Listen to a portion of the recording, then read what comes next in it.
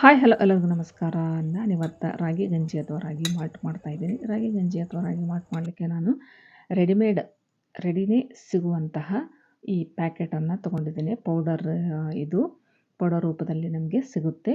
ಇದರಲ್ಲಿ ಮೇನಾಗಿ ರಾಗಿ, ಹೆಸರುಕಾಳು, ಸಬ್ಬಕ್ಕಿ, ಸಾಬುದಾನಿ, ಅನಂತರ ಏಲಕ್ಕಿ, ಗೋಡಂಬಿ, ಬಾದಾಮಿ, ಹಲವಾರು ಧಾನ್ಯಗಳನ್ನು, ಅಕ್ಕಿ, ಗೋಧಿ, ಈ ರೀತಿ ಹಲವಾರು ಧಾನ್ಯಗಳನ್ನು ಹೊಂದಿರುವಂತಹ ಇದು ಎಲ್ಲ ಮಿಕ್ಸ್ ಮಾಡಿ ಈ ರಾಗಿ ಪೌಡರ್ನ ಮಾಡಿರ್ತಾರೆ. ರೆಡಿಯಾಗಿ ನಮಗೆ ಇದು ಸಿಗುತ್ತೆ ಎಲ್ಲ ಮೆಡಿಕಲ್ ಶಾಪ್ಗಳಲ್ಲಿ, ಆನಂತರ ಕಿರಾಣಿ ಸ್ಟೋರ್ಗಳಲ್ಲಿ ಇದು ಲಭ್ಯವಿರುತ್ತೆ. ನೋಡಿ, ಈ ರೀತಿ ಒಳ್ಳೆ ಪ್ಯಾಕೆಟ್ ಇದನ್ನು ಮಾಡಿರ್ತಾರೆ. ನೋಡಿ, ನಾನು ಇದನ್ನು ಮಾಡಲಿಕ್ಕೆ ಈಗ 1 ಗ್ಲಾಸಷ್ಟು ಹಾಲನ್ನು ಹಾಕ್ಕೊಂಡಿದ್ದೀನಿ. ನಾವು ನೀರಲ್ಲೂ ಬೇಕಾದರೂ ಮಾಡ್ಬೋದು, ಅಥವಾ ಅರ್ಧ ಹಾಲು ಅರ್ಧ ನೀರನ್ನು ಹಾಕಿ ಕೂಡ ಮಾಡ್ಬೋದು. ನಾನು 1.5 ಗ್ಲಾಸಷ್ಟು ಈ ರಾಗಿ ಮಾಲ್ಟನ್ನು ಮಾಡ್ತಾಯಿದ್ದೀನಿ. ಮೊದಲಿಗೆ 1 ಗ್ಲಾಸಷ್ಟು ಹಾಲನ್ನು ಹಾಕ್ಕೊಂಡಿದ್ದೀನಿ. ನಾನು ಸ್ವೀಟ್ಗೆ ತಕ್ಕ ಹಾಗೆ 2.5 ಸ್ಪೂನಷ್ಟು ಸಕ್ಕರೆಯನ್ನು ಹಾಕ್ತಾಯಿದ್ದೀನಿ. ನೀವು ಬೆಲ್ಲ ಬೇಕಾದರೂ ಹಾಕ್ಕೋಬೋದು, ಅಥವಾ ಉಪ್ಪನ್ನು ಬೇಕಾದರೂ ಕೂಡ ಇದಕ್ಕೆ ಹಾಕ್ಕೋಬೋದು. ಬೆಲ್ಲದ ಬದಲು ಉಪ್ಪನ್ನು ಕೂಡ ಹಾಕ್ಕೋಬೋದು. ಬೆಲ್ಲ, ಉಪ್ಪು, ಸಕ್ಕರೆ 3ರಲ್ಲಿ ಯಾವುದಾದ್ರೂ ಹಾಕ್ಕೋಬೋದು. ಆರೋಗ್ಯ ಭರಿತವಾಗಿರಲಿ ಅಂದರೆ ಬೆಲ್ಲವನ್ನು ಸಹಿತ ಹಾಕ್ಕೋಬೋದು. ನಾನಿಲ್ಲಿ ಸಕ್ಕರೆಯನ್ನೇ ಹಾಕಿ ಮಾಡ್ತಾಯಿದ್ದೀನಿ. ನೋಡಿ, ಈಗ ಇದು ಸಕ್ಕರೆ ಕರಗ್ತಾ ಇದೆ. ನಾವೀಗ ಈ ಪೌಡರ್ನ ಕಲಿಸ್ಕೊಳ್ಳೋಣ. 1 ಗ್ಲಾಸ್ಗೆ 2 ಸ್ಪೂನಷ್ಟು ನಾವು ಪೌಡರ್ನ ತೊಗೋಬೇಕಾಗುತ್ತೆ. ನಾನು 1.5 ಗ್ಲಾಸಷ್ಟು ಈ ರಾಗಿ ಮಾಲ್ಟನ್ನು ಮಾಡುವುದರಿಂದ 2.5 ಸ್ಪೂನಷ್ಟು ನಾನು ರಾಗಿ ಹಿಟ್ಟನ್ನು ತೆಗೆದುಕೊಂಡಿದ್ದೇನೆ. ಈಗ ನೋಡಿ, ಇದನ್ನು ಉಗುರು ಬೆಚ್ಚಗಿನ ನೀರಿನಲ್ಲಿ ಇದನ್ನು ಕಲಿಸ್ಬೇಕಾಗತ್ತೆ, ಇಲ್ಲಾಂದರೆ ಗಂಟಾಗುತ್ತೆ. ಹಾಗಾಗಿ ಇದನ್ನು ಉಗುರು ಬೆಚ್ಚಗಿನ ನೀರಿನಲ್ಲಿ ಚೆನ್ನಾಗಿ ಕಲಸಿ ಮಿಕ್ಸ್ ಮಾಡಿಕೊಂಡು ಆನಂತರ ಕುದಿಯುವ ಹಾಲಿನಲ್ಲಿ ಹಾಕಬೇಕಾಗುತ್ತೆ.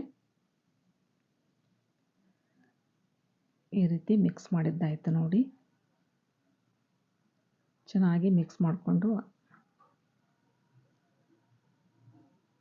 ಗಂಟಿಲ್ಲದ ರೀತಿಯಲ್ಲಿ ಕಲಿಸ್ಕೊಂಡು ಇದನ್ನು ನೋಡಿ ಎಷ್ಟು ಚೆನ್ನಾಗಿ ಕರಿತದ, ಗಂಟೆಲ್ಲ ಹೋಯಿತು.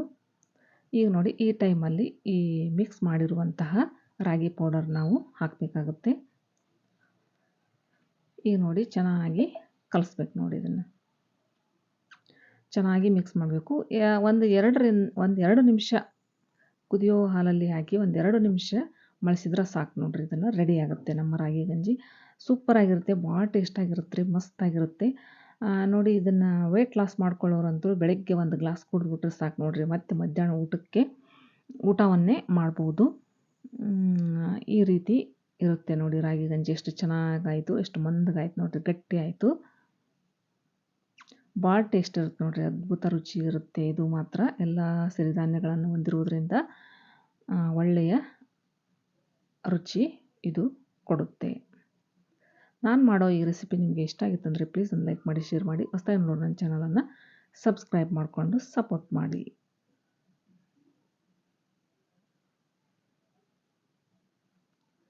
ನೋಡಿ, 2 ನಿಮಿಷ ಆಯಿತು. 2ರಿಂದ 3 ನಿಮಿಷ ಬೇಯಿಸಿದರೆ ಸಾಕು ನೋಡಿ. 2 ನಿಮಿಷ ಬೇಯಿಸಿದರೆ ಮಂದಗಾಗ್ಬಿಡುತ್ತೆ, ಗಟ್ಟಿಯಾಗ್ಬಿಡುತ್ತೆ. ನಾವು ಸ್ವಲ್ಪ ಇದನ್ನು ಆರಿಸ್ಕೊಂಡು ಆನಂತರ ಗ್ಲಾಸ್ಗೆ ಸರ್ವ್ ಮಾಡಬೇಕಾಗುತ್ತೆ. ನೋಡಿ, ಎಷ್ಟು ಚೆನ್ನಾಗಿ ಆಗಿದೆ ನೋಡಿ, ಗಟ್ಟಿಯಾಗಿ ಎಷ್ಟು ಚೆಂದ ಬಂದೈತಿ. ಸೂಪರಾಗಿ ಕಾಣ್ತಾ ಇದೆ ನಮ್ಮ ರಾಗಿ ಮಾಲ್ಟ್ ಅಥವಾ ರಾಗಿ ಗಂಜಿ. ನೋಡಿ, ಎಷ್ಟು ಚೆನ್ನಾಗಿ ಕಾಣ್ತಾ ಇದೆ. ನೀವು ಈ ರೀತಿ ಅಂಗಡಿಯಲ್ಲಿ ಸಿಗುವಂತಹ ಪ್ಯಾಕೆಟನ್ನು ತೊಗೊಂಬಂದು ಡೈಲಿ ಮಾಡಿಕೊಂಡು ಕುಡಿಬಹುದು. ನೋಡಿ, ಎಷ್ಟು ಸೂಪರಾಗಿರುವಂತಹ ರಾಗಿ ಗಂಜಿ ರೆಡಿ ಆಯಿತು ನಮಗೆ. ಈಗ ನೋಡಿ, ನಾನು ಟೇಸ್ಟ್ ನೋಡುವಂತಹ ಸಮಯ. ಈಗ ನಾನು ಟೇಸ್ಟ್ ನೋಡ್ತಾ ಇದ್ದೀನಿ. ಎಷ್ಟು ಸೂಪರಾಗಿದೆ ಅಂದರೆ ಭಾಳ ಮಸ್ತಾಗಿತ್ತು ನೋಡಿರಿ, ಸೂಪರಾಗಿತ್ತು. ಭಾಳ ಅದ್ಭುತ ರುಚಿಯುಳ್ಳಂತಹ ರಾಗಿ ಗಂಜಿ ಇದಾಗಿತ್ತು. Thanks for watching. ಧನ್ಯವಾದಗಳು.